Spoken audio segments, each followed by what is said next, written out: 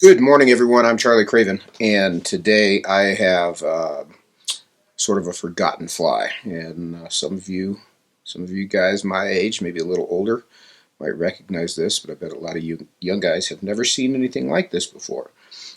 This fly in front of me is called a Tucker Scud, and this fly was developed by a guy named Mike Tucker, who I used to tie flies for commercially.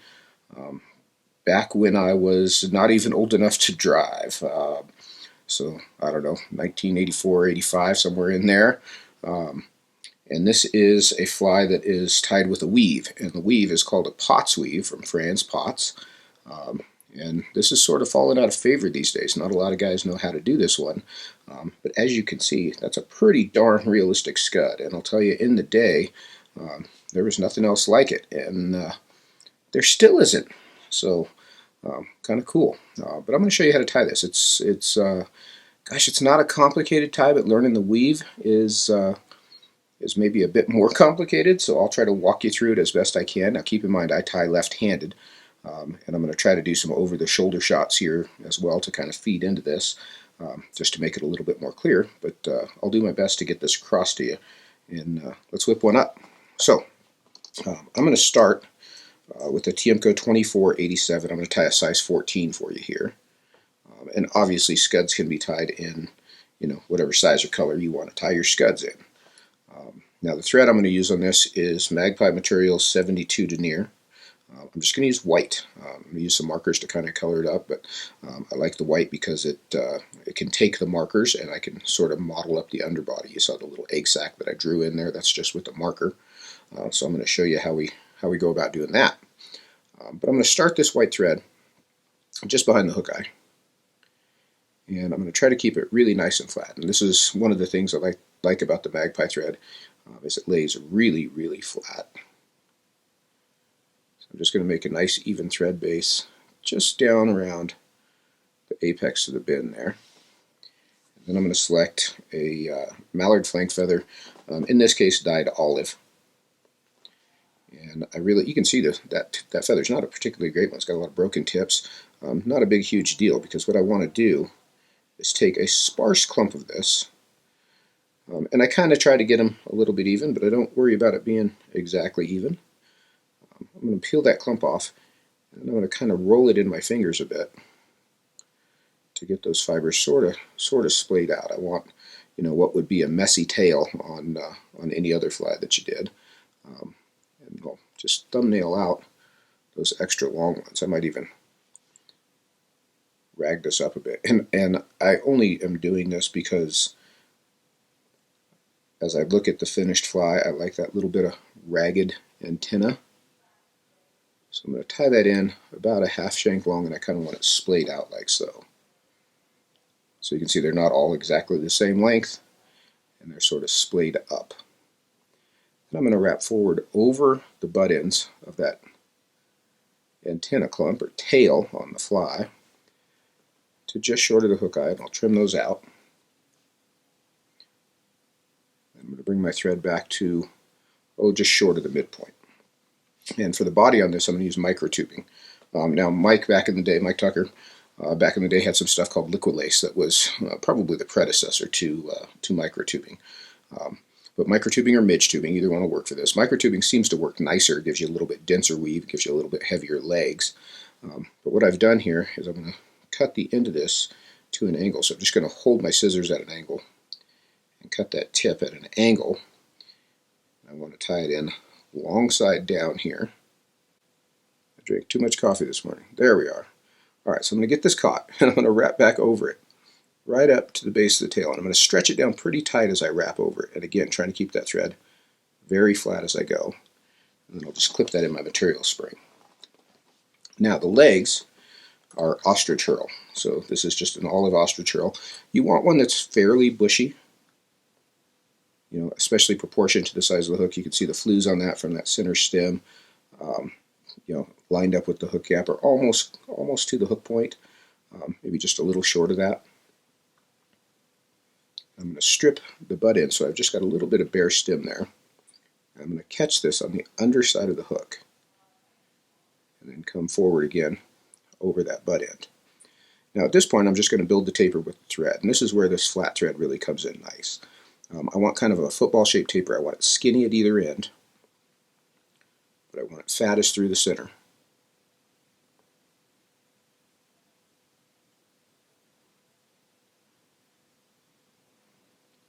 And this is not the most exciting part. You can see I frayed my thread there. Get rid of that little fray. We've got plenty of thread work here to work through that frayed spot. There we are.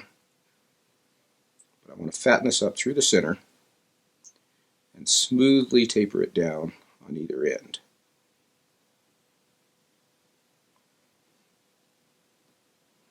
Back in the day we used to use Danville 140 to build these bodies, but we've got so many good threads these days. Manage your thread too if you need to. You can see even me tying left-handed. As I make a bunch of wraps in a row, that thread starts to twist up. This Magpie lays really flat and nice. You can see how smooth an underbody that is. I'll bring that down to just behind the hook eye. And right here, it's not a terrible idea to put a half hitch or just a single turn whip finish. That'll just keep the thread from falling off of the hook there at the front end. Alright, so what we're going to do to build this line, keep in mind you're watching from the far side. The first thing I want to do is take this piece of microtubing and I'm going to go all the way around the hook, one turn there. Then I'm going to pick up my ostrich herl back here. I'm going to bring it down under the tubing and around and over. So that ostrich herl never goes around the hook, it only goes around the tubing. And I'm going to take the tubing and I'm going to butt the next turn in place. And I can let go of the ostrich herl in between. I'll take the ostrich herl around the tubing and the tubing over the hook. And you can see I can use my finger to hold it there. Now I tied a billion of these, so I've got this weave down pretty good. And I'm just going to repeat that process. One of the cool things on this fly is, though it may be a little difficult, it's the same step over and over. So it may be a little difficult to learn, but it ain't going to be difficult for long because you're going to get a lot of practice doing it on each fly. You can see I can kind of wet my fingers and sweep that ostrich down. So you see we're creating the segments on the hook shank, and the ostrich herl in the weave is making the legs on the bottom. Now I should have done this beforehand, but I can still do it. If you want to make a little egg bundle in the middle there, take your orange marker and just color some of that white underbody. And then we'll continue with our weave. So ostrich around the lace, or the tubing as it were, and tubing around the hook. I like to sweep that down every now and again. I try not to get the ostrich too wet as I tie, just kind of mats it down. And one of the things you want to be aware of is trying to keep the turns of tubing butted up nice and close to each other.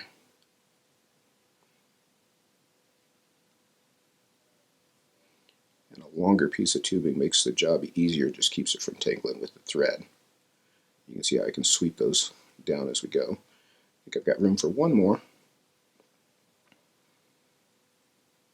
Now I'm going to pull my tubing up. I'm going to tie it off with my thread with 2 or 3 good tight turns there.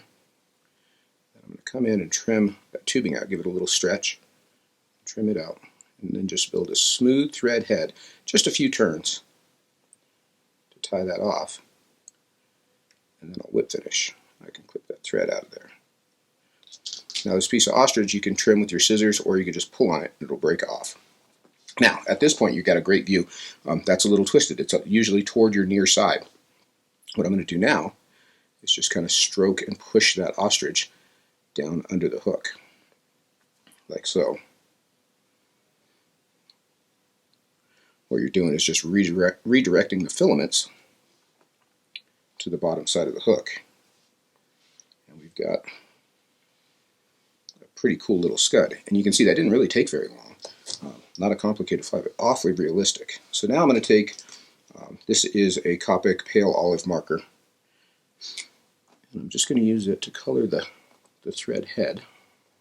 It matches the color of that tubing pretty well.